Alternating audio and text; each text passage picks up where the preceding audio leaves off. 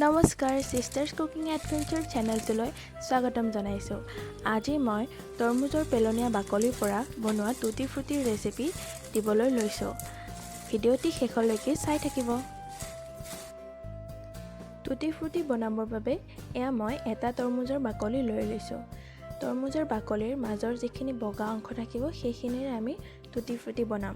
সেয়েহে লাগি থকা এক্সট্ৰা ফ্ৰুট পাল্পখিনি মই এনেদৰে কাটি পেলাইছোঁ আৰু লগতে ডাঠ সেউজীয়া বাকলিখিনিও ছুৰীৰ সহায়ত কাটি পেলাম।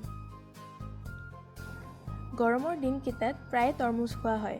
এনেদৰে খাবলৈ অনা তৰমুজৰ বাকলি পেলাই নিদি এনেদৰে যদি টুটি ফ্ৰুটি বনাই ৰখা হয় তেনেহ'লে বহু দিনলৈ ষ্ট'ৰ কৰি ৰাখিব পাৰি আৰু পাছত বিভিন্ন ফ্ৰুট কেক, ডেজাৰ্ট আদিবোৰত টপিংছ হিচাপে ব্যৱহাৰ কৰি থাকিব পাৰি। আৰু এই টুটি ফ্ৰুটি বনাবলৈও একেবাৰে সহজ আৰু বজাৰতকৈ বেছিহে ভাল হয়। ভিডিঅ'টিৰ শেষত মই আপোনালোকক বজাৰৰ পৰা কিনি অনা টুটি ফ্ৰুটি আৰু এইখিনি টুটি ফ্ৰুটিৰ কম্পেয়াৰ কৰি দেখুৱাই দিম। দেখিব যে বজাৰৰ পৰা কিনি অনাখিনিতকৈ ঘৰত বনোৱা এইখিনিহে বেছি ধুনীয়া হৈছে।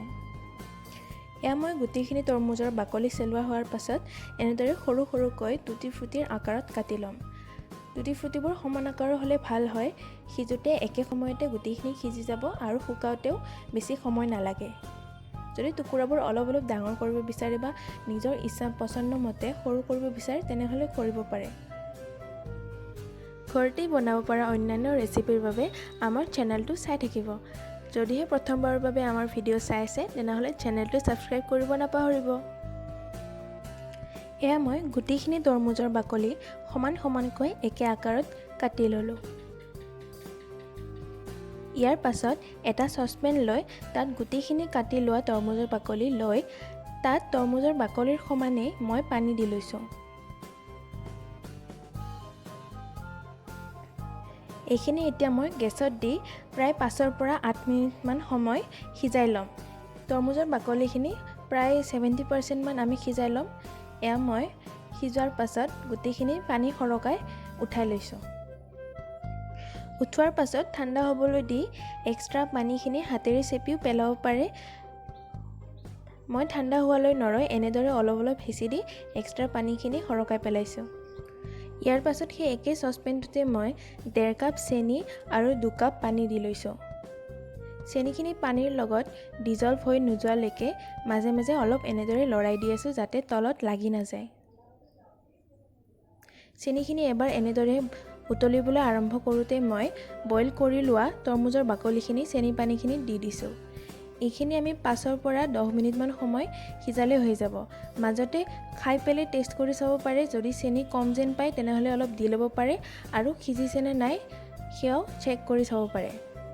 যেতিয়া তৰমুজৰ বাকলিখিনি দেখাত অলপ ট্ৰান্সপাৰেণ্ট নিচিনা হ'ব তেতিয়া গম পাব যে চেনি পানী ইয়াত ভালকৈ সোমাই গৈছে আৰু ভালকৈ সিজি গৈছে। এয়া মোৰ টুটি ফ্ৰুটিখিনি ভালকৈ সিজি যোৱাৰ পাছত মই এনেদৰে 5টা বেলেগ বাতিত চেনি পানীখিনিৰ সৈতে এনেদৰে ভগাই লৈছোঁ। মোৰ তাত 5টা বেলেগ ফুড কালাৰ থকাৰ বাবে মই 5টা বেলেগ বাতিত লৈছোঁ। আপোনালোকৰ তাত যেইটা কালাৰ থাকে সেই হিচাপতে বাতিত সমানে ভগাই ল'ব পাৰে।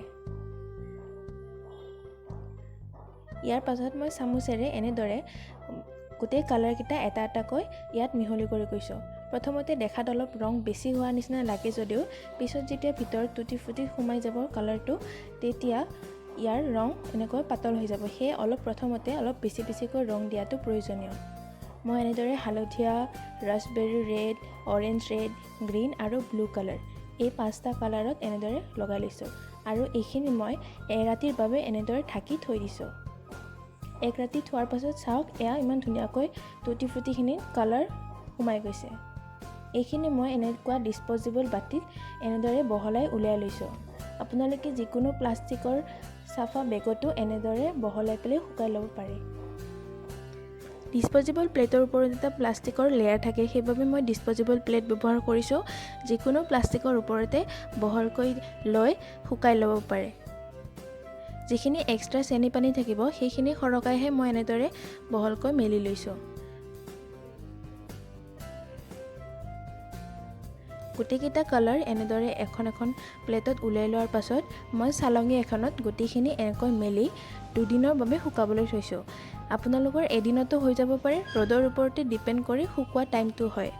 যদি কম ৰ'দ থাকে তেনেহ'লে বেছি সময় লাগিব পাৰে, যদি একেবাৰে টান ৰ'দ থাকে তেনেহ'লে এদিনতে শুকাই যায়। এয়া চাওক 2 দিন পাছত মোৰ ইমান ধুনীয়াকৈ শুকাই গৈছে। এতিয়া মই গোটেইখিনি টুটি ফ্ৰুটি একেলগে মিক্স কৰি পেলাই উলিয়াই লৈছোঁ। আপোনালোকে বেলেগ বেলেগকৈ বেলেগ বেলেগ ৰং কৰি পেলাই থ'ব পাৰে। মই গোটেইখিনি মিক্স কৰি মাল্টি কালাৰ কৰি ৰাখি লৈছোঁ।